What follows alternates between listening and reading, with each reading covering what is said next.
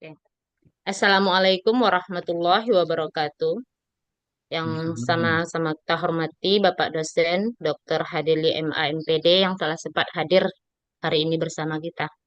Baiklah, saya akan mencoba mempresentasikan modul ajar yang telah saya coba, yang dimana di sini saya angkat materinya tentang Al-Quran Surat At-Tin. Baiklah, dalam penyusunan modul ajar ini, sebelumnya kita harus tahu dulu apa itu modul ajar. Modul ajar adalah dokumen yang berisi tentang tujuan, langkah, media pembelajaran, dan asesmen yang dibutuhkan dalam satu unit atau topik. Modul ajar ini dapat membantu guru dalam melaksanakan beberapa pembelajaran yang efektif dan efisien, sehingga dapat meningkatkan hasil belajar peserta didik.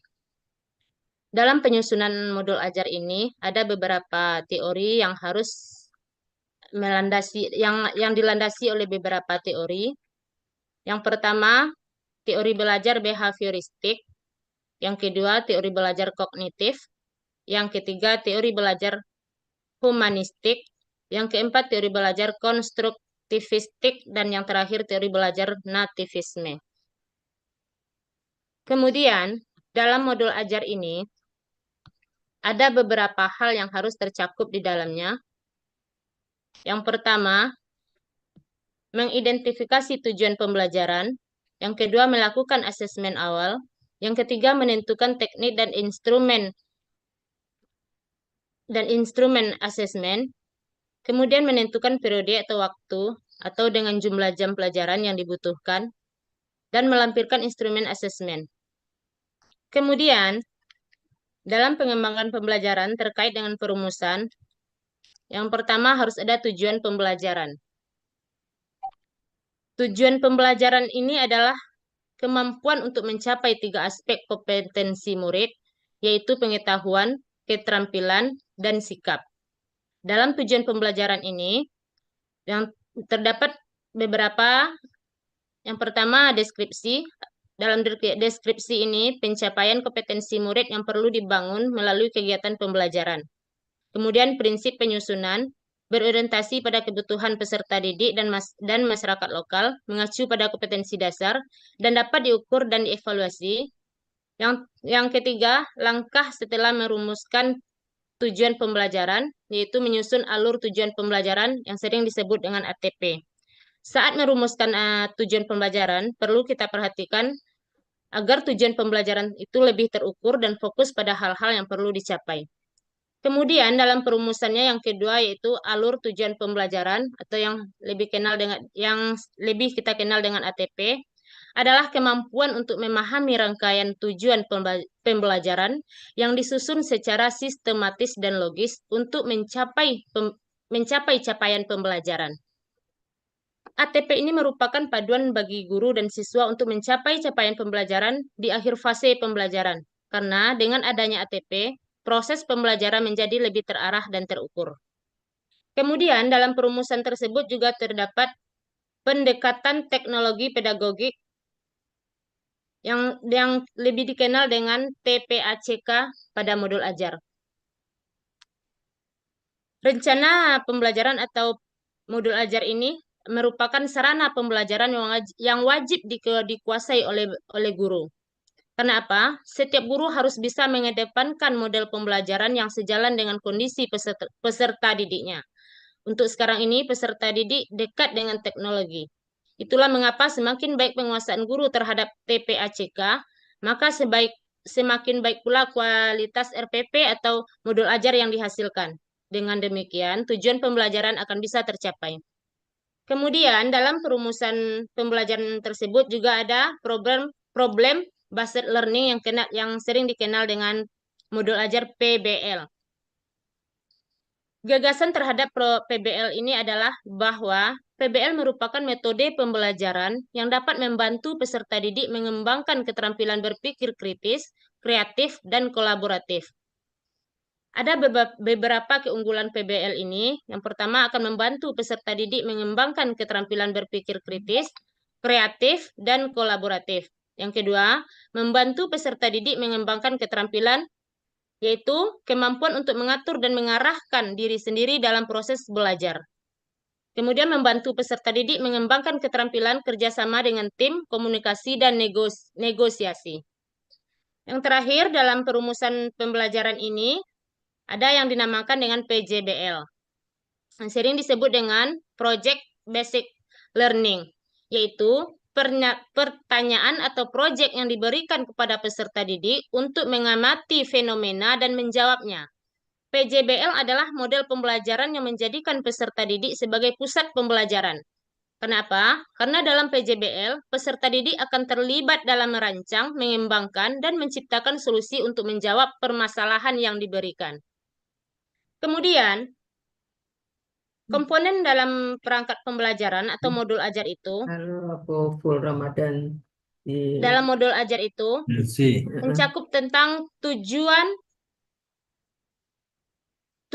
pembelajaran, yaitu dalam komponen pertama dalam pembelajaran yang berkaitan dengan tujuan pembelajaran adalah kegiatan pembelajaran atau pendahuluan. Kegiatan ini dilakukan oleh guru untuk membuka pembelajaran dengan menyampaikan sesuatu yang menarik agar semangat siswa tergugah. Kenapa? Dalam kegiatan pembelajaran pendahuluan, guru dapat menjelaskan tujuan pembelajaran khusus yang diharapkan dapat dicapai oleh siswa. Tujuan pembelajaran adalah suatu target yang ingin dicapai oleh kegiatan pembelajaran. Kemudian yang kedua ada materi ajar. Materi ajar atau disebut juga dengan modul ajar. Modul ajar ini dalam kurikulum Merdeka terdiri dari beberapa informasi umum, komponen inti, dan lampiran. Informasi umum itu dalam modul ajar meliputi pemilihan jenis satuan dan jenjang pendidikan, pemilihan fase dan kelas, pemilihan mata pelajaran, penanda kebutuhan khusus, judul modul ajar, dan deskripsi umum dalam modul ajar, identitas penulis modul, dan gambar sampul. Kemudian dalam komponen tersebut juga ada metode.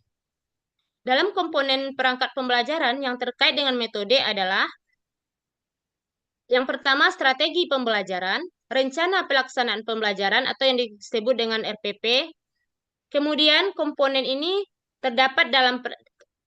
dalam komponen ini terdapat perangkat pembelajaran yaitu tujuan pembelajaran, materi pembelajaran, media pembelajaran, evaluasi, buku siswa, silabus, dan instrumen evaluasi dan tes hasil belajar.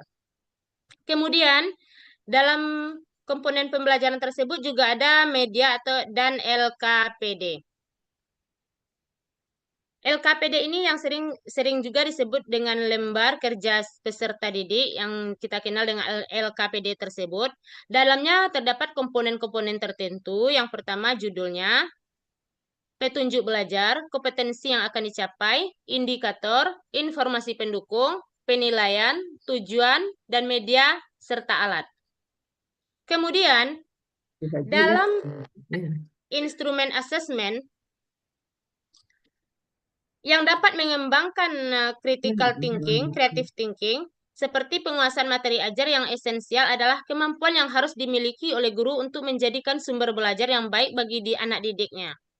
Kenapa? Materi esensial adalah materi dasar, penting, dan pokok yang perlu dipahami atau dikuasai oleh siswa. Dalam kurikulum Merdeka, materi esensial menjadi karakteristik yang sangat penting dalam sistem pembelajaran. Guru yang tidak menguasai materi pelajaran akan menyulitkan peserta didik dalam menerima penjelasan yang diberikan. Karena penjelasan yang diberikan oleh guru akan berbelit-belit, tidak tegas, dan kurang sistematik. Kemudian, di asesmen awal atau pendalaman dan penguasaan yang pertama materi ajar. Kemudian dalam materi ajar ini harus mencakup asesmen awal atau langkah penting dalam proses pembelajaran yang bertujuan untuk mengidentifikasi kemampuan dan kebutuhan siswa. Kemudian ada asesmen formatif, yaitu kegiatan penilaian yang dilakukan selama proses pembelajaran untuk memberikan umpan balik kepada siswa dan guru. Asesmen formatif ini bertujuan untuk meningkatkan kualitas proses belajar dan membantu siswa memahami perkembangannya. Kemudian ada namanya asesmen sumatif, yaitu penilaian yang dilakukan pada akhir proses pembelajaran untuk mengevaluasi capaian tujuan pembelajaran siswa. Asesmen ini dapat dilakukan pada akhir satu unit pembelajaran atau pada satu fase. Kemudian, dalam aspek asesmen ini juga ada teknik asesmen, yaitu proses untuk mendapatkan data dan informasi tentang hasil dan proses pembelajaran. Dalam teknik asesmen ini dapat digunakan seperti asesmen formatif, asesmen sumatif, asesmen diagnostik, asesmen teknis teks, observasi, dan wawancara. Kemudian masuk kepada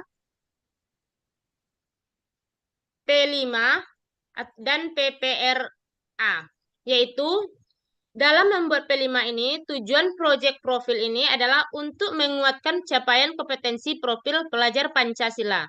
Oleh karena itu, pendidik dapat merumuskan tujuan dari elemen dan sub-elemen serta capaian fase yang sesuai dengan kemampuan dan kebutuhan peserta didik. Maka untuk memastikan eksplorasi atau pengembangan aktivitas proyek profil tetap mengacu kepada tujuan, pendidik dan mengembangkan strategi backward design dengan model alur berpikir. Adapun tujuan dari model proyek ini untuk menyusun dokumen yang mendeskripsikan perencanaan kegiatan proyek. Model proyek ini berfungsi sebagai paduan bagi peserta didik untuk melaksanakan pembelajaran sesuai dengan tujuan penguatan profil pelajar Pancasila. Kemudian,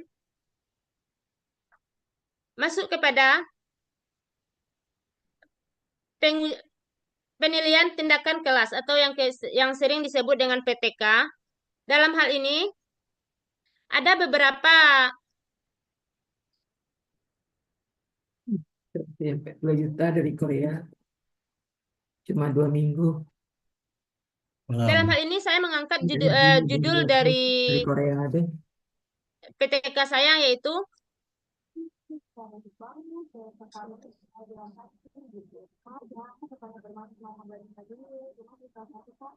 peningkatan kemampuan menghafal surat Atin melalui metode Deril pada kelas 4 di UPT SDN 45 Ganting.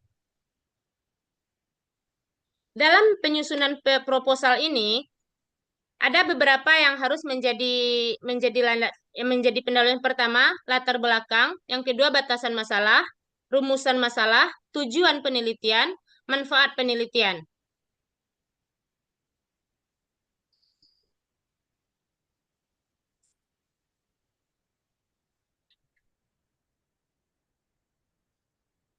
Baiklah, Bapak dosen, saya akan masuk ke dalam simulasi pembelajaran. Dalam hal ini saya mengambil materinya yaitu Al-Quran Surat At-Tin. Iya sih. Assalamualaikum warahmatullahi wabarakatuh. Baiklah anak-anak ibu, selamat pagi semuanya. Bagaimana kabar Ananda semua? Alhamdulillah. Baiklah Ananda semua, apakah pagi ini sudah sarapan? Bagus. Kita harus sarapan pagi agar kondisi kita di sekolah akan lebih baik. Baiklah anak-anak ibu, sebelum materi kita mulai, coba kita perhatikan dulu kelas kita, apakah sudah bersih? Anak-anak ibu ada piket pagi tadi kan? Bagus. Baiklah anak-anak ibu semuanya, sebelum kita mulai, lebih baik ada baiknya kita membaca doa terlebih dahulu. Ananda Rizky, silakan dipimpin doanya. Bagus. Baiklah anak-anak ibu semua, coba perhatikan ke papan tulis ya. Ada apa nampak gambarnya anak-anak ibu? Bagus. Ini adalah gambar Al-Qur'an. Al-Quran ini merupakan mukjizat terbesar yang diturunkan Allah kepada Nabi Muhammad melalui malaikat Jibril. Dalam Al-Quran ini terdapat satu surat yang dimana dalamnya Allah bersumpah sebanyak 4 kali dan diawali dengan nama buah-buahan. Tahu enggak anak ibu apa itu suratnya? Bagus, itu namanya surat At-Tin. Di dalam Al-Quran, surat At-Tin ini terdapat surat yang ke-95. Surat At-Tin ini diturunkan di kota Mekkah. Kalau surat At-Tin ini diturunkan di kota Mekkah, jika surat itu turun di kota Mekkah, tahu enggak anak ibu? Termasuk golongan surat apakah dia? Bagus, surat Makiyah. Kemudian anak-anak ibu, surat At-Tin ini berjumlah 8 ayat. Ayo, sebelum kita mulai, kita ketahui makna yang terkandung di dalamnya, kita baca dulu surat At-Tin ini bersama-sama ya. Bismillahirrahmanirrahim. Boleh diikuti ya. Wattini wazzaitun wa turi sinin. Oke, yang terakhir. Alaihissallahu biahkamil hakimin. Bagus. Anak-anak ibu, surat At-Tin ini mengandung makna. Nampak enggak gambar apa itu anak-anak? Itu namanya buah tin. Kenapa dinamakan dengan surat At-Tin? Karena diawali dengan kata Atin pada ayat pertama. Buah tin ini banyak sekali manfaatnya. Yang pertama, dapat memperhalus fisik. Yang kedua, dapat melancarkan dahak, membersihkan ginjal, menghancurkan batu pada saluran seni. Bagus. Kemudian, itu baru buah tin. Kemudian buah zaitun. Manfaat buah zaitun ini juga banyak terhadap diri kita. Yang pertama, dapat menyehatkan jantung. Yang kedua, menyehatkan kulit. Kemudian dapat menurunkan risiko diabetes. Dan yang terpenting dapat menurunkan demam panas. Bagus. Kemudian, isi kandungan yang kedua, waturi sinin adalah Bukit Sinai. Tahu Bukit Sinai itu tempat Nabi menerima wahyu. Nabi apa namanya? Nabi Musa. Bagus. Jadi Bukit Sinai ini merupakan bukit di mana Nabi Musa menerima wahyu. Kemudian yang ketiga yaitu kota Mekkah. Kota Mekkah ini merupakan salah satu kota suci Islam yang terletak di Arab Saudi dan memiliki banyak sejarah para nabi, terutama pada zaman Nabi Ibrahim. Bagus. Masih bisa memperhatikan anak-anak ibu? Alhamdulillah, masih bisa anak-anak ibu memperhatikannya. Kemudian yang ketiga, yang keempat, Allah menciptakan manusia dalam bentuk yang sempurna. Kenapa dikatakan sempurna?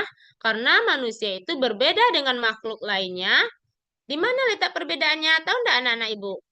Yaitu terletak pada otak atau pikiran. Kita diberi akal dan pikiran oleh Allah supaya apa? Kita bisa berpikir mana yang baik dan mana yang benar. Mana yang salah dan mana yang betul. Itu gunanya otak dan pikiran kita yang diberikan oleh Allah untuk membedakan kita dengan makhluk lain. Maka disitulah letak kesempurnaan manusia. Kemudian, anak-anak ibu, manusia yang sempurna itu bisa turun derajatnya. Kenapa? Jika kita tidak mempergunakan akal pikiran, maka kita bisa ditempatkan di tempat yang paling hina. Tahu enggak anak ibu apa itu tempat yang paling hina? Bagus, adalah neraka. Kemudian anak-anak ibu, Orang yang beramal dan beriman, orang yang beriman dan beramal soleh itu akan gemar beribadah, bersedekah, ikhlas dalam menolong, dan berbuat baik lainnya. Apapun yang kita kerjakan di atas bumi ini itu merupakan akan dibalasi oleh Allah. Karena apa? Karena Allah itu hakim yang seadil-adilnya. Bagus. Jadi anak-anak ibu, sepanjang apa yang ibu sampaikan, paham enggak apa yang ibu terangkan di depan kelas? Alhamdulillah. Baiklah, kalau anak-anak ibu sudah paham, sekarang ibu kasih kalian latihannya. Tugas dengan beberapa pertanyaan, kalian jawab, kemudian dikumpulkan. Sudah siap? Bagus. Baiklah anak-anak ibu, mungkin itu materi kita hari ini. Kemudian materi selanjutnya besok kita sambung lagi. Anak-anak ibu boleh istirahat. Sampai di sini dulu materi kita hari ini. Ibu tutup dengan membacakan wabillahi taufiq wal hidayah. Wassalamualaikum warahmatullahi wabarakatuh.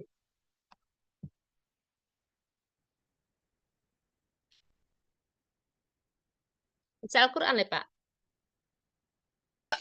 Silakan. Baik, Pak.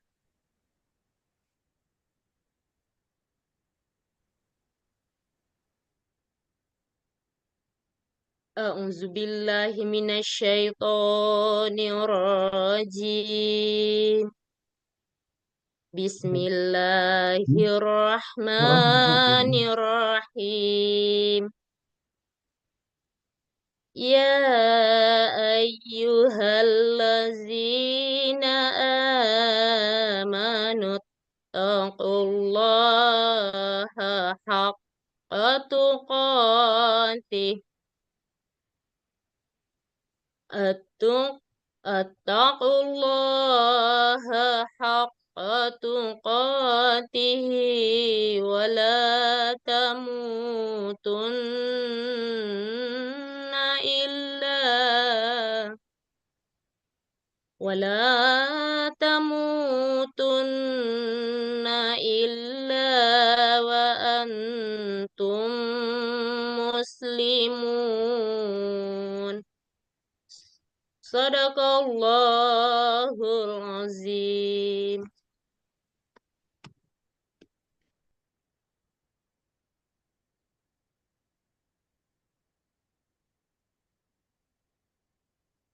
Tulis Al-Quran ya. Ya, Pak. Ya, Pak. Ya, udah.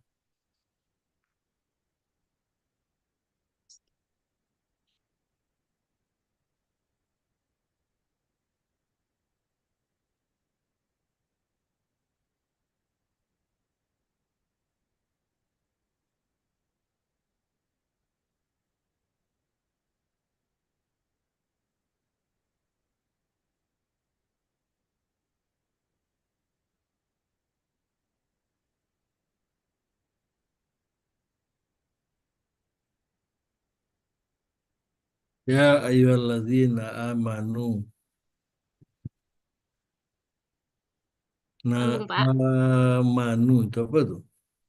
Ya ayyuhallazina amanu taqullah. Sambung, Pak. Oke lah, udah. Oke lah. Ya, Pak. Oke.